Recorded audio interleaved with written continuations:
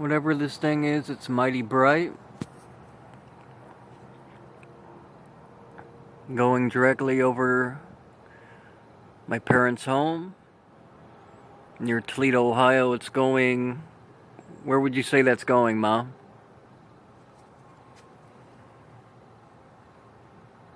Oh, it's going northeast right now. It is definitely not a plane. It has no lights, no noise.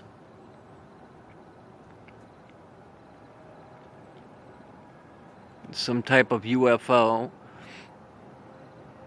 which could mean government or, obviously any other type of object passing by. Yeah, I'm glad I called you out here for this, Mom. I caught it just passing over the place. It was coming from that direction. It was coming from the south. There it goes, passing away.